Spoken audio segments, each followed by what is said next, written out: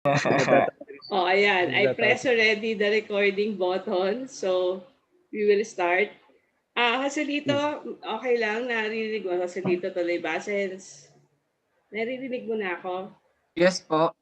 Okay. So, I Opo. will post the Bernardo, open cam. question. I-post ko na yung question dito. I-share Yes, screen ma'am. ko, no? And then, pwede na tayong magsimula. So, ayan. Meron tayong,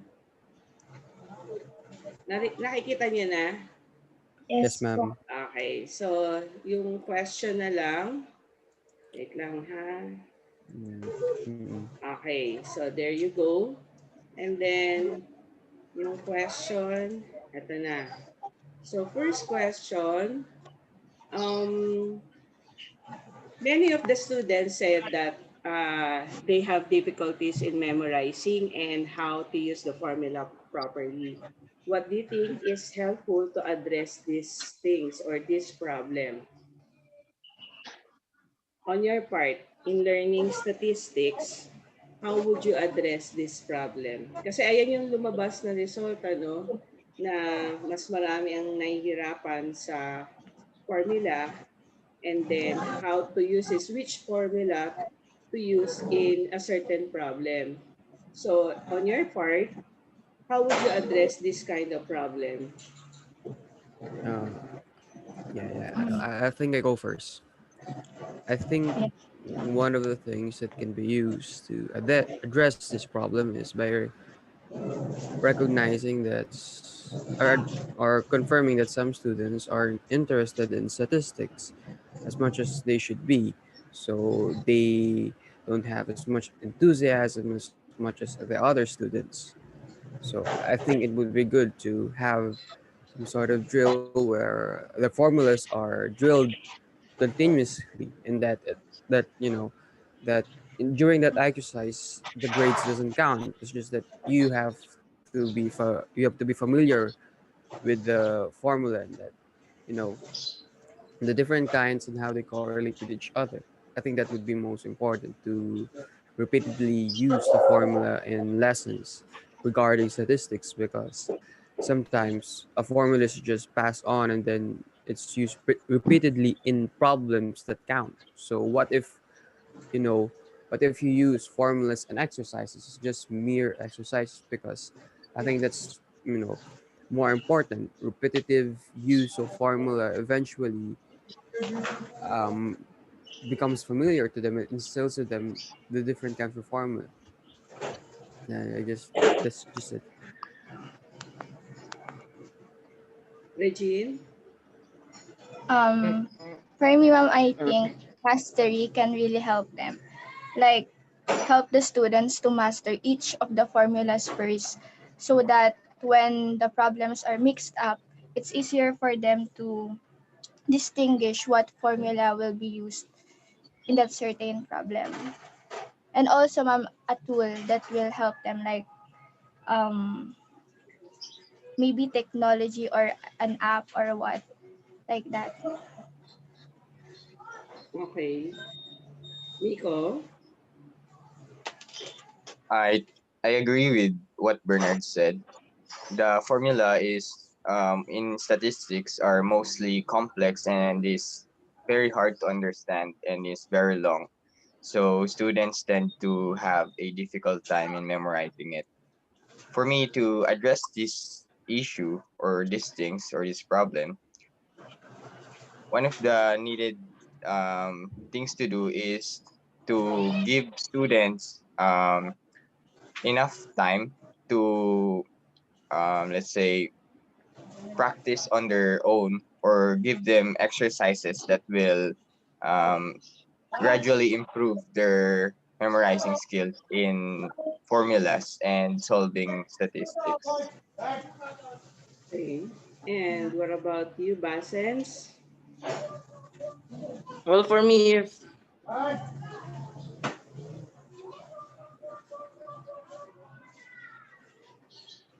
Ayan. may can Medyo laging si Basen. Ma-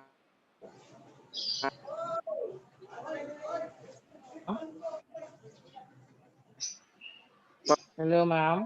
Yes. Medyo laging ka, hindi ka namin marinig agad.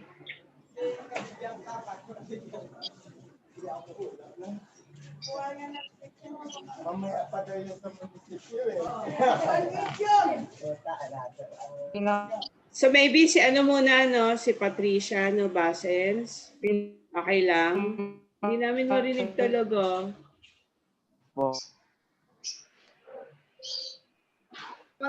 Mahina ang net sa inyo pala, no? Basens. Okay, Patricia? Okay.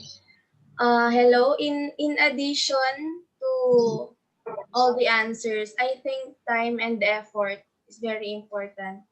I think it's good to have a further and deeper strategy about memorizing the formula and then using the formula properly.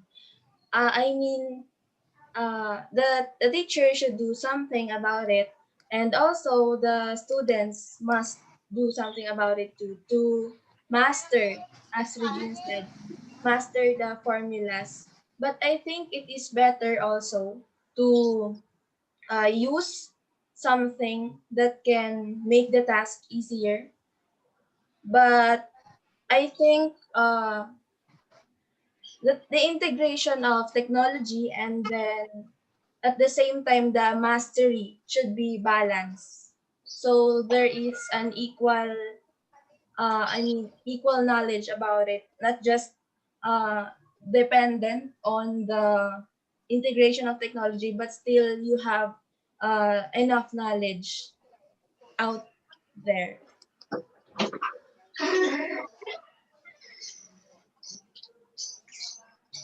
Any additional comment? Si Basens pa, no? We have to try again and hear Basens' answer. Basense, are you still there?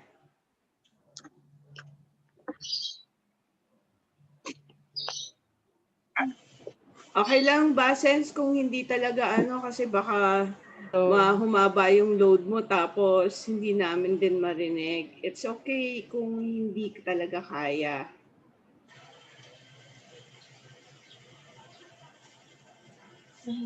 Oo, hindi talaga namin ma-pick up. Mahina talaga dito, ma'am eh. Ayan, medyo naririnig na namin. Try ko po ulit. Sige, sige.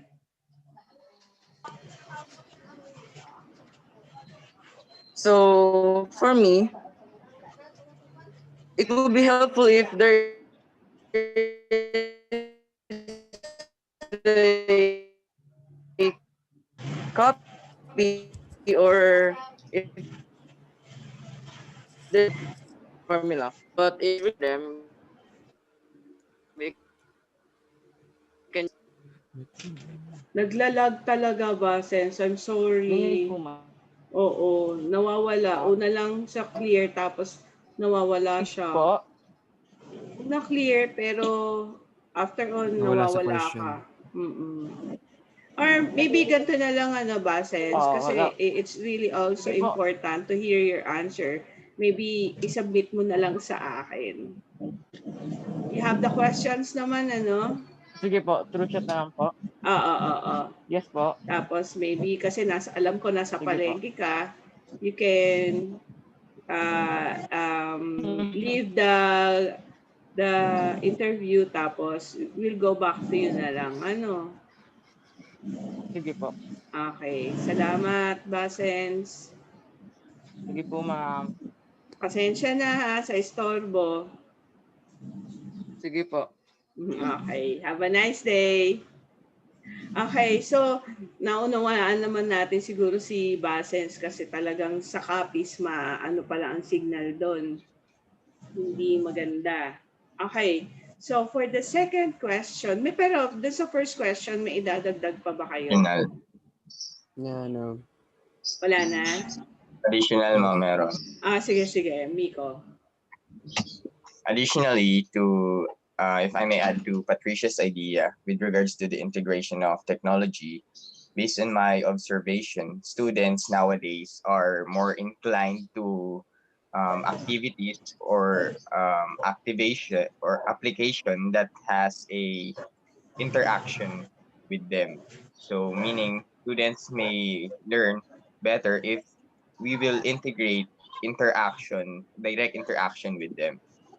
So memorizing these formulas will be easier if students will have a fun and interactive way of learning. Yeah. Okay. So, like, aside from Excel, ano pa kayang pwedeng application or interactive learning ang would you recommend? You, do you know anything? No, none of the moment. Mm, None so far. kasi sa teacher naman, on part of a teacher, no, ano ko lang, for algebra, hindi kasi uh, advisable to use an app to solve for an algebra. But then in statistics, pwede naman, kaya lang it discourage the student naman din kung would rely most of the time in an app.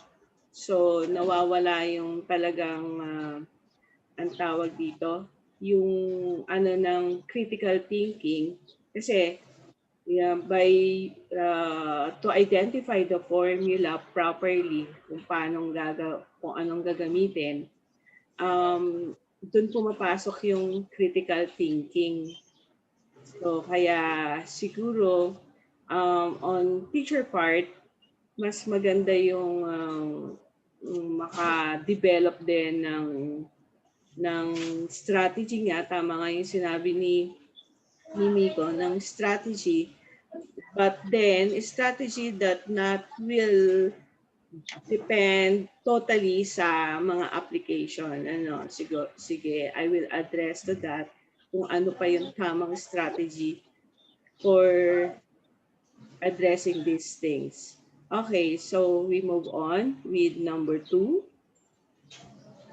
Given the situation we have now, do you think, kasi dun sa survey, it turned out that discussion with the teacher is the most effective approach. So in this situation that we are having now, do you think that discussion would still be most effective approach in learning statistics?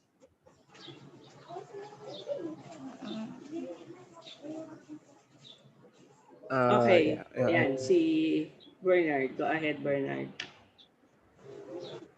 uh, I think that discussion would not be really effective right now.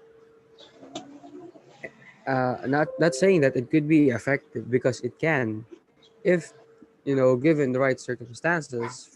Per se, teacher willing to pursue the topic and explain it thoroughly, and a student willing to listen and apply it thoroughly. However, given the pandemic and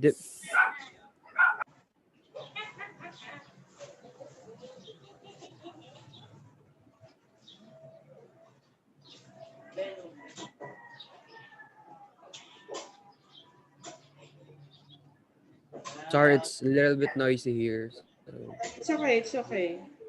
I just had to unmute. Um, Freaking dogs. Yeah. Okay lang. So as I was saying, the pandemic has severely limited the capability of learning statistics efficiently, and I think that discussion would not be the best option. And uh, I think books or any kinds of modules that explain statistics in an efficient way would be useful if one has to learn it. And maybe videos, yes, videos, like maybe voiceovers. But I think that discussions over Zoom or Google Meet would not be really as effective as, one-on-one discussion, because there's just so many factors in it. One is that the pandemic, the attention span of the students, the interests, and of course, their reason to feel enthusiastic about it. It's just not one of the effective approach during these times.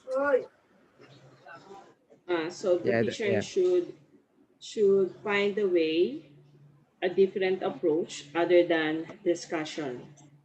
Yes, I think that would be good, because if a teacher just sticks to discussion, then Then do you still prepare some during this time, because the teachers are really finding way to teach the students.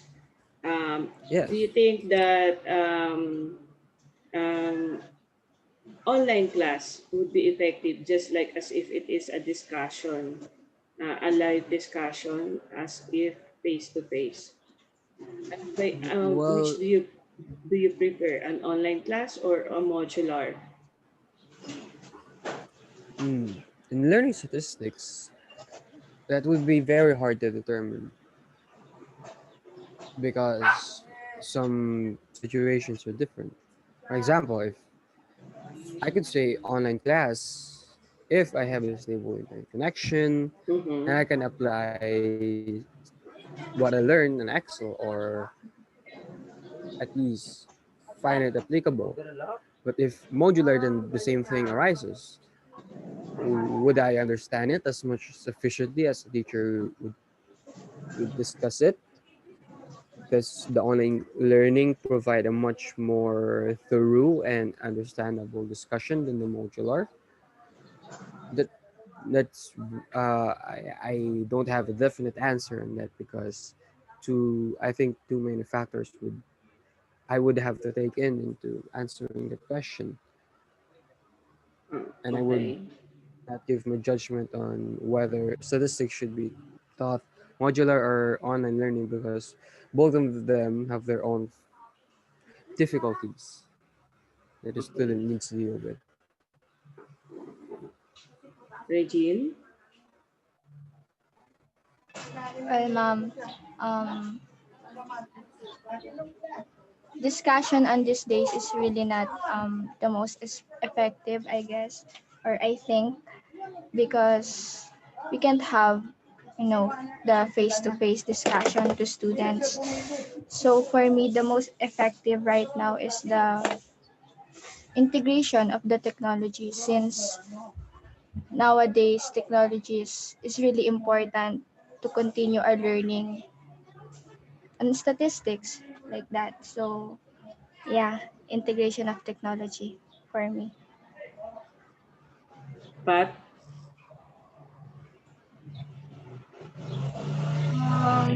I think the students chose discussion as the most effective strategy or the most effective approach because it is the constant.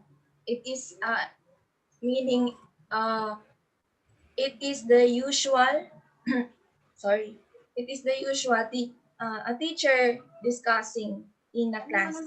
But I think given the situation we have right now, discussion isn't enough.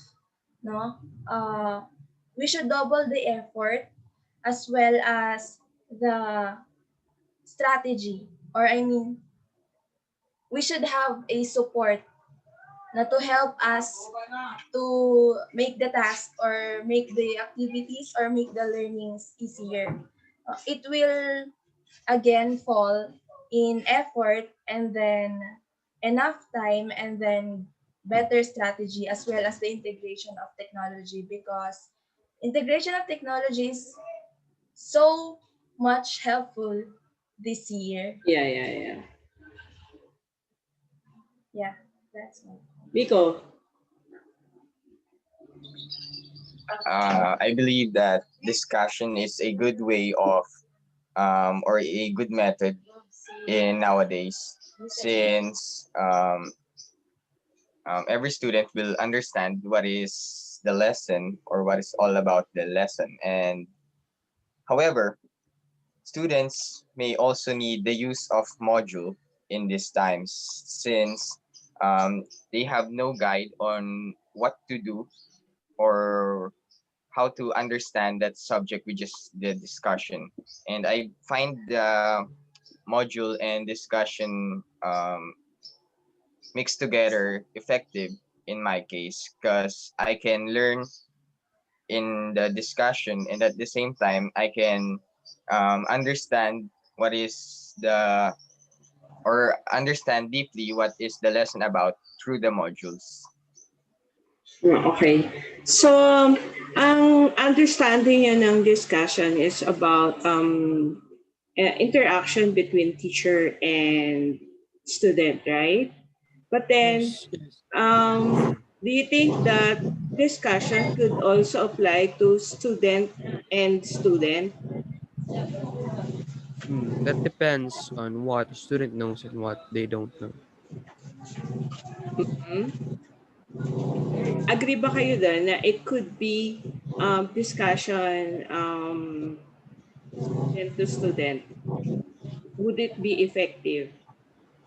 I, for me, it wouldn't be, a bad idea, but that depends on what the students know and what they don't know. For an example, this who will teach.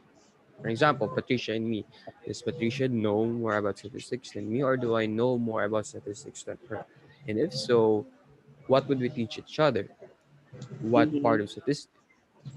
Mm-mm. I think that would be one of So it's the points. still very important if there would be a discussion. It should always be there would be a present of a teacher. Aside from student and student, a teacher's present is still important. Yes.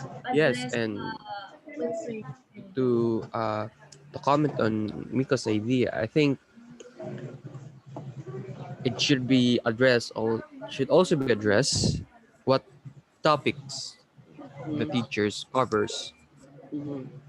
in their discussion, and if and and if should the student focus on that topic alone on their modular, or if their worksheets cover a much broader, a more broader topic to answer with, because sometimes a teacher discusses a certain topic, but what the student answers is not just the topic, but just another bigger more topic. And it's hard to come by with that. For an example, if I do statistics, what would the teacher discuss? Would they discuss the formula? If they discuss the formula, if they solely discuss the formula, then what about its application? Then when it comes to modular, they talk about application. So how would I know? How would I know how to operate them? That is assuming that I'm a student with no knowledge on the matter, Mm-hmm. solely new student.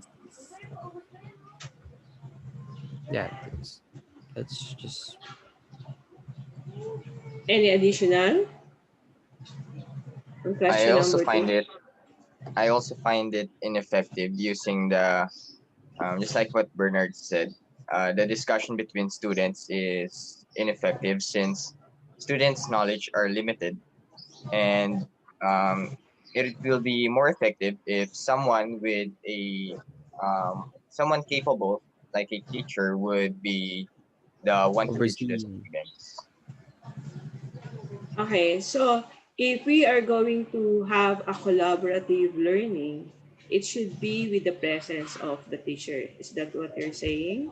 Yes, yes, Yes. at least to oversee any discussion and Hmm. correct the mistakes made by the students. Hmm. That would be Okay. Yeah. good.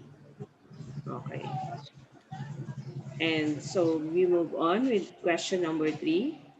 What are your needs Uh, so you can learn better about statistics? hmm, Yes. for me, statistics, I would need primarily Excel, I think, because statistics rely on Excel and other Excel-like apps these Computer days, apps. and I think yes, computer apps that would help me to you know integrate Excel. I integrate statistics would be much useful. The other thing that I would need is stable source of knowledge or uh, source where I could go to when I need uh, know to learn about statistics. For example, a modular learning teacher or a discussion that would be good if I need to learn statistics. Also, application on real life situations. For an example, uh, let's just say for a thesis, survey, etc. That would be what I would need for a thesis for to learn statistics. I mean, Okay. What about you, Regine? Aside from the tools and materials or technology, I think I will need um, time to learn statistics because um, those tools or materials, I mean, for me to maximize those tools and materials, I need time. Yeah, in learning those. So, and the desire to learn really the statistics because it's hard to learn the statistics if you don't have, the desire to learn it like that. Pat? I think technology, module, and the support of the teacher. Technology, because as what Bernard says a while ago, technology is a source of knowledge. So if I don't know anything, then I can just search it in the social or the internet or websites. And then module also, I need module to learn also because it can serve as my primary or the most guide or fundamental guide in learning statistics. And at the same time, support a teacher or maybe someone that can uh, I mean, if I don't understand anything on technology or in module, I still need someone to enlighten me about that certain topic in statistics. So, yeah. Biko? For me, it's simple. If a student, or I mean, what the students need nowadays is knowledge about statistics. Therefore, we have to give them the knowledge that they need. For example, knowledge is, or the knowledge about statistics is, can be found in the internet and the YouTube websites that provide knowledge in statistics, in math.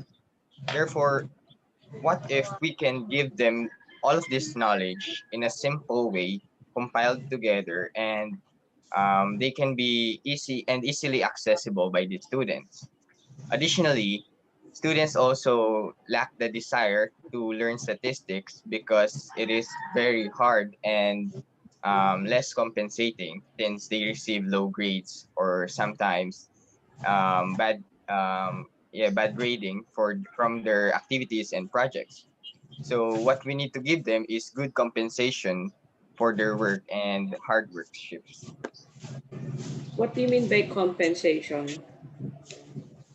Through grades. I think what Miko is Give them high saying is that grades no, I mean yeah, for their high hard. grades or at I least mean, the recognition of the work, and appreciation. that statistics should not be viewed as a subject that one has to fail Mhm. because statistics is to be a subject that one has to pass. I think Okay. that's a much better way to look at it. because some students think of statistics as, oh Hard, my god, difficult. they say like it's hard, difficult, and that you don't really get much anything from it. So why Mhm. bother? I think Yes. what will be good is uh, not fun, but maybe a lively discussion where statistics discuss, you know, thoroughly, thoroughly and concisely. Mhm. Statistics doesn't have to be complicated as much as the others. You know, Mhm. just needs to have a simple kind of discussion and a good reward for those who try. What kind of reward kaya yun? Can I make a joke na? No, Yeah, you can. I would This say is an Starbucks, but that would informal. be too much. That would be Starbucks The agad. reward could be the high grades. Actually, Simple as since that. in this interview, sige, I can anong tawag doon? Nabulol ako doon, Nico? Compensate. Compensate. Compensate. Sige, we can meet na naman in Starbucks, di ba? Yes. Yeah. We will Joke lang schedule naman. in. Okay, kaya lang Grabe. kasi in SM Taytay, medyo ano siya, yung Yes, it's strict. pag-iisang table. So, nakakalungkot. But then we can occupy naman yata yung long table nila doon. Yes, ma'am. And since Pwede it's na. we're just all together naman. Starbucks lang? Ganun eh. Joke. Oh, thank you kayo sa joke ko. Thank you kayo sa joke ko. Actually, no, I'm Tambal natin planning yan. if I can go through all this, yung oral defense ko, no. Pag natapos na lahat to, I'll give you a big treat kasi you are Yes. really a big part of my thesis, di ba? Yes. Bernard is excited.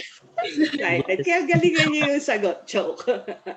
Hindi. Kasi Gagala ano ng naka-schedule ako ng oral defense on, what ba? On January na. So, good luck, ma'am. I'm, yung follow-up question na to is just an additional answer to my analysis sa results. So, kaya nabigla kayo at kailangan ko kayong interviewin ulit. Actually, I need to go Okay. back also dun sa mga teachers naman din. Aside from you, my teachers. Kaya siguro madadagdagan din yung part-time job ni Miko. Good luck, Miko. Okay, so we move on with the fourth question na. Based on the survey, the learning materials provided by the school is not enough. So what other learning materials do you think that the school should provide to learn better in statistics? May alam ba kayo?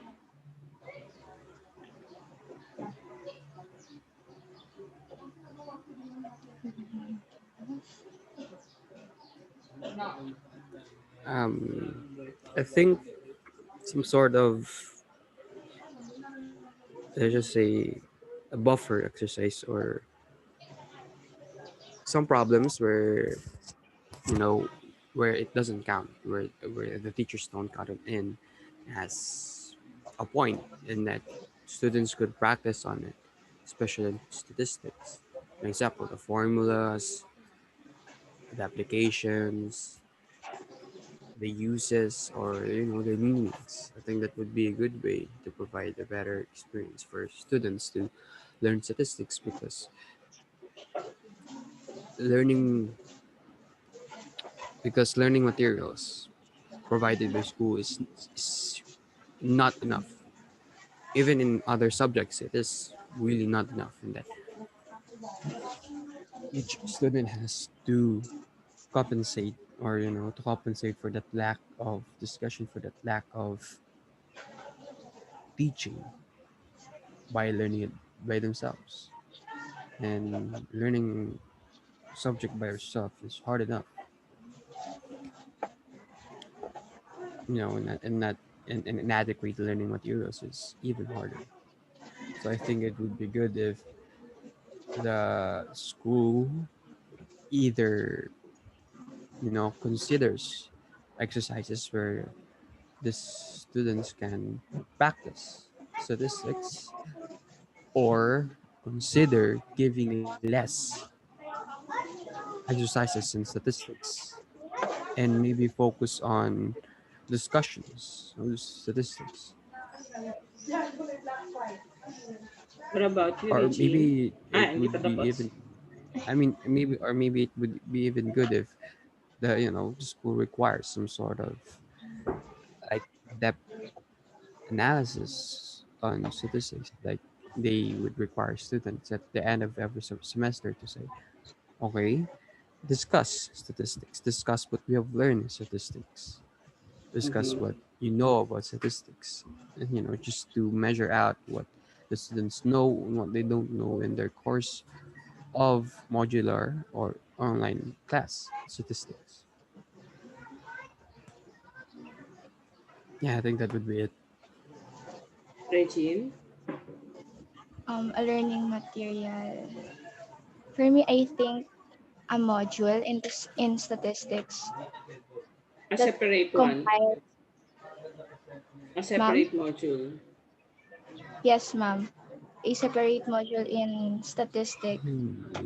that compiles all the lessons, and that is easier and simpler for the students to understand, and all the students should have access to that learning material or module like that.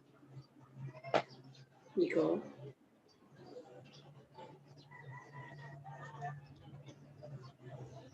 Nico or Pat? So, or sige, mauna na ako. I Sige. think in addition na rin kay Regine, because learning materials provided by school is usually textbooks and then PowerPoint presentations, charts.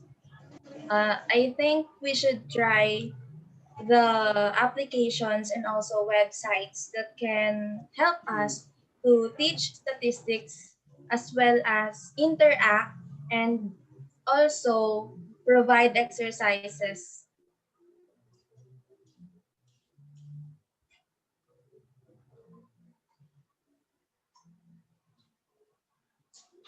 Sige, go ahead, Pat. That's all, ma'am. That's all. What about you, Nico?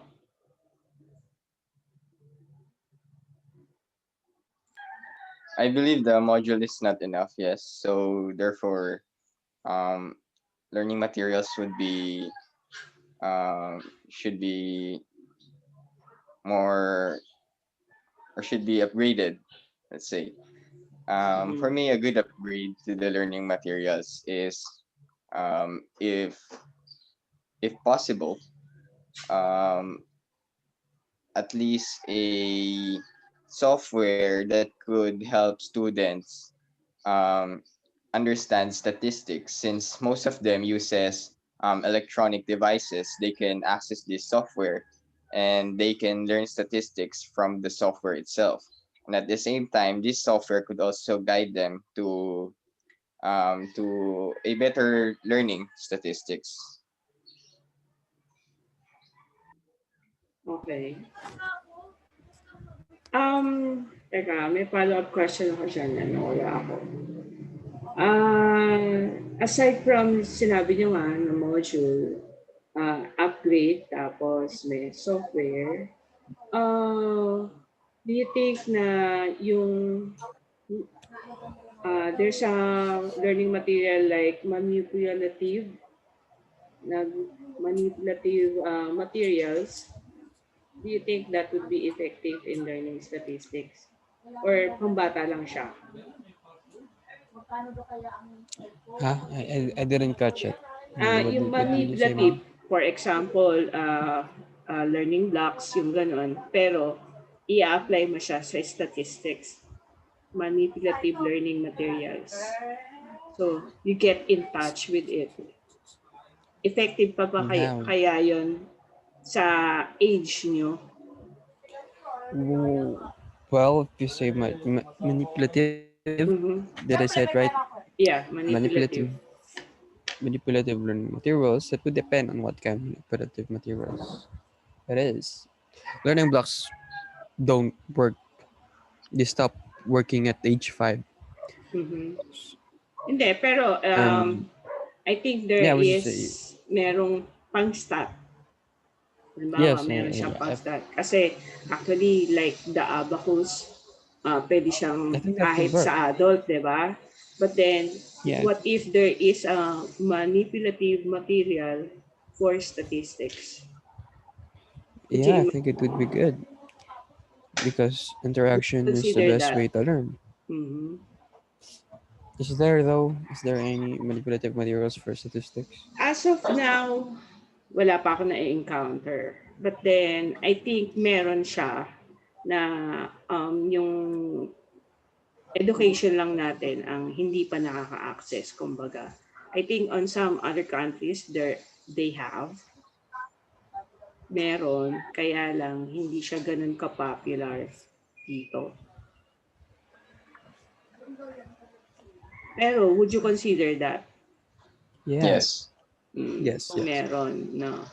Kaya lang, as of definitely. now, ang meron sa atin, puro mga applications, software applications. Diba? But then, kung talagang merong hands-on for learning statistic, kino-consider nyo yon. Yes. Okay. So, mag-iimbento ka, joke. Learning blocks, Kasi, learning blocks. kasi ano siya it's a challenge for us teachers na actually teaching statistics is already a challenge, no, aside from teaching math. Then, so, maraming ways to learn mathematics, but then, pagdating sa statistics, medyo ano siya, medyo challenging talaga. That is why, yung Excel Friday pa lang, I came up with this kind of project para mais or maging mapadali yung pagturo ng statistics sa inyo. 'Di ba? So siguro makaka-invento rin ako, joke lang, ng manipulative kasi Learning blocks, learning blocks, learning blocks. learning blocks na nandun lahat ng formula, no? Or flashcards, flashcards. Flashcards medyo sa akin hindi siya ganun ka-effective eh. Pero Bakit? sige, Tinitingnan ko sila it's a likod good nun. it's a good Madaya ko. suggestion. Maybe I could, pwede siya, no? Pwede nga, flashcard for formula. 'Di ba? Formulas lang, ma'am. Kasi yun ang kailangan eh, formula talaga. Okay, so we move on. May idadagdag pa kayo sa learning materials? Wala naman. Wala na po. Wala na ako. Okay, so ito na, last question. Medyo inano to ni Bernard. Bakit mo highlight ang statistics kanina? Ay, wait. Nakita ba yun? Wala, tinignan ko Nakita lang. yung in-annotate mo siya. Oh my God. Okay, so Wala lang, nakita lang. curious lang. Okay, if statistics would be a separate subject, do you think you would learn better? Yes. Yeah, Definitely. Definitely sa inyo kasi senior high na kayo, no? So, apply natin back tayo sa junior high. Kung, I think it was included in the interview, yung first interview natin, sinagot to ni Bernard, ano? Oh my God. Bernard, I can't remember, but maybe I hope it was. I remember in the interview, you said that if statistics, meron siyang yung per quarter throughout. Kung napapanood niyo yun, the school year, di ba? Hindi lang yung sa fourth quarter ituturo. You remember that? Yes. So, if it is like that, it would, the statistics kasi, separate subject na siya. It would change the curriculum. So, would you agree to that? Yes. Yes. Bakit? Yes, but I prefer it to be like Excel Friday, where there's just a scheduled time to teach statistics and not become major subject. like math or science, Siguro, because statistics is just a part of math. So like for example, the Excel 5 they provides a good way for teachers and students to teach and learn statistics, and treat it as a separate subject. It can be treated as a separate subject, but it would be better still if it's graded into math. You know, it's kind of like minor subject thing. parang In of elective lang course siya, that ganon. yeah, that would be in junior high. And but considering our level right now, grade level, senior high, class 4, it would be better if it is a separate subject with a different grade too. For one, because for one, we use statistics more frequently than junior does, and we need to be more adept at it than junior does. We need to be better at statistics than junior does. It is a requirement for us. Well, for a junior, that is only a passing. Mhm. It is touched briefly in junior, but for senior, But, senior high kasi students parang like ano siya, us. di ba, na if it is in junior high, a separate subject, this would prepare you for Yes, but senior high and college. yes, but there's only so much you can teach statistics in grade 10 in Mhm. junior high. So I think that what would be the best course that would be to find or to limit what area of statistics you are gonna teach, what a teacher will teach in grade 10, and how would they let the students use what they teach, and maybe in senior high get into much more elaborate and complex concepts or topics in statistics, especially in research. Mhm. Statistics concerning research would greatly help senior high students. I Okay. think that's it. Pat? Okay. I think this is a good idea, that statistics would be a separate subject because statistics is a broad topic. I mean, it does not revolve only in central tendency like mean, Yeah. median, or it has a lot to offer. I mean, there's so many formulas out there, and it would take time to really effectively learn it. And given the fact that I and Reggie a while ago also said that we need time to master, uh, therefore, separating statistics to the subject math can be a good idea because from there we can focus more and we can have more time to learn statistics. Regine? Yeah, ma'am. Same with Pat. It will bring more understanding and focus on statistics that will really help in learning better. So you think it should be a separate subject, Regine? Yes, ma'am. Because? I believe it will be a good idea to separate the statistics to simply math because um, just like Pat said, statistics is a very broad subject, and if statistics will be separate or will be taught separately, the topics included in statistics will be discussed more thoroughly, and students will be able to understand it more effectively. So is it okay to start statistics, learning statistics in what level? Kaya, is it just grade 10 or should have another level para mas thorough nga? Would start from grade 9? Yeah, I think so. Introduction to statistics in Grade grade 9. 9. And then Yes. And the further Increase studies for intensity. grade 10. Yes.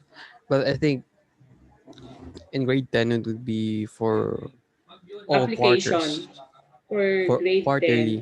Uh-huh. Quarterly. But Application in na. maybe in grade Application 9. that will lead to grade to research. Tama ba? Yun yung gusto niyo mangyari. Yeah, and that could work. It's grade 9 anyway, so But they're what much if we more could start flexible. them at grade 7? I mean, Hindi, considering that meron the eh, di ba? students has a yeah. well, yes, I mean, considering that students tend to forget most topics on different subjects after Certain advancing period. to another level, we should start them at Guilty. grade 7 and then continue until grade 10 so that statistics will be stuck in their mind. Kaya lang, no, regarding this, tanong ko lang, nung grade 8 ba may stat? Kasi I remember in grade 7, I taught you introduction already in statistics, right? Yeah. But I then, what remember. about grade 8? Yes. Di ba si Ma'am Naputol yata yun. Ma'am Tini yung subject teacher natin nun. I remember it. Kasi No, I honestly I can't remember. may time na basta may time na na naaalala kong nagturo si Ma'am ng main grade Pero lagi nakakonsentrate sa central tendency. Yes, All Central throughout the 10. level. Yes. Yes. Oh, so dapat separate subject siya para may mastery tapos hindi lang a certain quarter. That's what you want. Yes. Yes. Yes. Yes. Kasi actually this project yung learning statistics as I presented it last time in DepEd suggested me to create a module. That's why I have a module now. But then they are also inclined to study it for a separate one. Kaya natanong ko yung they're considering it if this one would be a separate subject.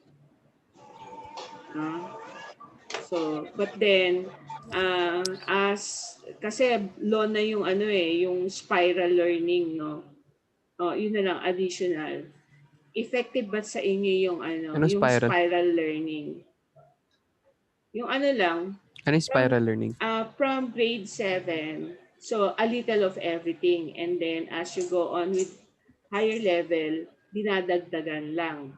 Not unlike nung BEC pa siya, basic education learning, hindi pa siya for each level, iba-ibang area ng math ang tinuturo. For example, in grade 7, which is first year that in our yung sinundan nun, siya, general math. And then afterwards, pagdating ng second year or your grade 8, last time it was just one area, which is algebra. So all topics in algebra. And then at the same time, for third year, that would be only geometry. And then that's why we have mastery. Not like on this curriculum, present curriculum, a little of everything. So that's why the student tend to forget. There's no mastery of skills. Hindi mo alam kung saan ka tuloy mahina. Ako mahina ako sa matlat. Like for example, Masaya na ako dun. for fourth year, we have all just about trigonometry and algebra. So pagdating ng fourth year, dalawa na yung math. trigo and algebra. Parang ano na siya, introduction for college algebra na yung 4th year namin. So yun lang. Pero walang statistics that time. So elective yung statistics. But this time, ibalik Sabi yun mo, as... try going algebra din. Saan? Yung sa amin. Try going algebra din. Magko-concentrate. So, mas ano kasi, parang concentrate ka lang sa isang area. So, may retention. Unlike in curriculum now, for junior high, pagdating ng second quarter, limot mo na yung first quarter kasi wala nang continuation. Ibang ano na kasi siya, area, diba?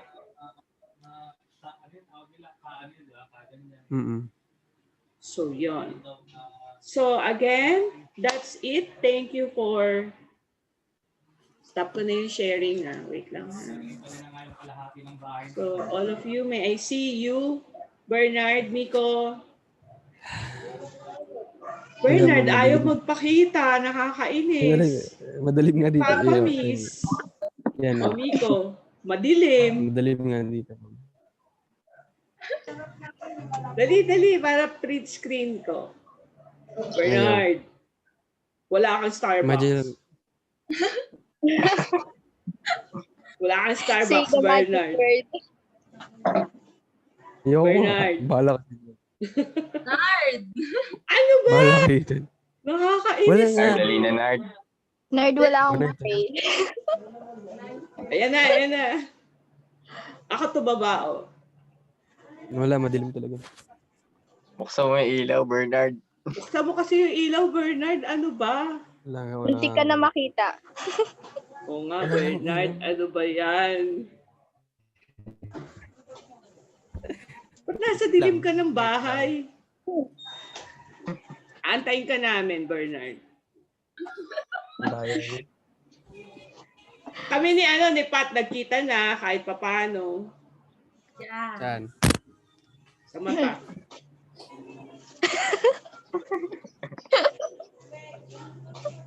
Bernard! Ang tagal naman. Ayan! Nagpagawa ko muna. Okay, print screen na. Ready? Uy, ang cute ng doggy. 1, 2, smile. Okay, parang kaya ba ng print screen yan? Hindi. I think. Okay, sobrang na-miss ko talaga kayo at maraming salamat. Promise, pag ako nakagraduate, joke, I'll treat you big. Yay! Sana tapos na pandemic para makagala tayo. Kasi I can drive na rin naman. So, sana nga. Kasi ngayon hindi pa pwedeng siksikan sa kotse. Diba? Yes. Okay. So, thank you again. Thank you so much for sharing your answers. So, bahala na. Mamaya, Miko, ipapasa ka ulit sa'yo. Natapos na ba yung isa? Di ba? May part-time siya. Secretary ko siya ngayon. Basta isang Miko. Secretary ko siya ngayon. Nag-print na ako ng schedule ko. Diba? Inspired si Miko, hindi siya tamad. Nice. Ano na yan? Bagong buhay. Talaga? Parang sinabi ko napakasama niya yung nakaraan. Talaga. Kung na-rehab na siya. Grabe kayo. Ayan si Jerry, no? Parang hindi nag-online si Jerry. Minsan lang, ma'am. Bira lang, ma'am. Teka muna, kamustahan tayo ngayon. Wait lang, i-ano ko yung recording sa kamustahan. Okay lang naka-record. Uy, wala na naman si Van daw. Ano ba talaga? Bernard na lang. Ayan. Ayaw niya mag-on-cam. Ayan. Bernard, saan ka na ba nag-aaral? Ma'am, cut niyo na yung recording. Saan ka na nag-aaral? Ma'am. Hindi, i-transcribe mo rin yan, Miko. Bernard, saan ka na nag-aaral? Nahihirapan niya ako sa boses ni Bernard kanina eh. Bakit? May time na mahina eh. Bedroom boys talaga. Saan ko diba, Miko, saan ka uli? Saan ka uli ngayon senior high? JRU. 4? GFA po. Pareho kayo ni Regine, di ba? Yes, ma'am. Yes, ma'am. Karamihan sa kanila, ma'am. GFA. Mga minion. Sino pa, Bernard? Bernard, ikaw? Ako na, ma'am. Sa Angono, private? Oo, ma'am. Ma'am. Sige, good luck. Ganito na lang, no? Kasi I think because of pandemic, walang UPCAT, walang exam. So, saan mag-base? Nauasa dyan. Saan mag-base? Hindi na ako asa dyan. Bahala Sa kayo dyan. grade. Oy, kailangan yung umasa. Di ba? At hindi naman lahat ng nag-aaral sa UP, PUP, mga aktivista. Lalo na sa Bakit? UP. Di ba? Ambisyonin yung mag-aral sa Hindi UP. ko di na kaya ng grades ko yan. Kakayanin yan, Biko. Dapat naman ako ipaglaban siya. Charot. Yeah. Charot lang po. Iba din talaga si Okay. Regine. Alagaan pa rin kahit pa paano grades can help you define you, di ba? Yes. Saka uwi ako next year, ma'am. Shucks, ma'am, naka-record pa to. Yung ko ba dyan kayo, ma'am? Nag-record pa. Para may babalikan. Di ba? Bernard, Pero oh. sobra kasi namimiss ko kayo, promise. Iba talaga pag ano. Kaya I appreciate yung nangangamusta pa. No? Yung hindi pa nakakalimot. Kaya lang marami na nakalimot sa inyo eh. Okay lang yan, ma'am. Okay lang yan, ma'am. Ma'am, sino yung nasa left? Wow. Sino ba yan? Tapos eto pa, may sama ako ng loob kay Bernard. Ang tagal na Bakit? ng friend request Bakit? ko. Sobrang Galit ko tagal ata. na. At sabi ko, ano ba tong batang to? May galit. Delete ko ata. Hindi nag-a-accept. Famous yan, ma'am. Hindi nag-a-accept. Ako lang sa lahat ng teachers niya, ang hindi niya friend. Oo. O hindi Si Ma'am ah. Brenda, si Ma'am si Sir Romel. Di ba? Bernard. Tapos si Ma'am Golpo, lahat ng teachers. Starbucks daw muna, ma'am. Starbucks. mo. Tapos ako hindi ina-accept na advisor din naman. Si ma'am kasi biglang nagko-comment eh. Delikado eh. Kaya pala. Siyempre. Kita ko biglang nagko-comment sa mga sa mga share posts. Ano ba mga ano? Delikado. Sabi ganun. Feedback. Ano ba to? Push up. Ewan ko. Ayoko. Ayaw mong ganun. Block ko na lang si ma'am. Sige. Nakakainis Share ka. lang. Galit na kita. Share lang. Galit na kita. Ayos. Panagalit ma'am. Panagalit. Che. Panagalit ma'am. Panagalit. Che. Wala ng ballpen.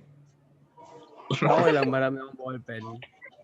Yung mga nakakamiss din yung argument ni Miko sa kanya, ni Bernard sa klase. Grabe nga Kaya yung... nila gawin yun ngayon, ma'am. Diba? Uy. Buti ngayon walang argument, no? In fairness. Sa mga to wala. Minsan na lang yan. Minsan. Sige na, baka may class pa kayo later. So, Meron Bye. pa, ma'am. okay. Bye-bye, ma'am. Bye-bye. Thank you so much. Bye. Bye ma'am. Nay, ma'am. Thank you po. Thank you, ma'am.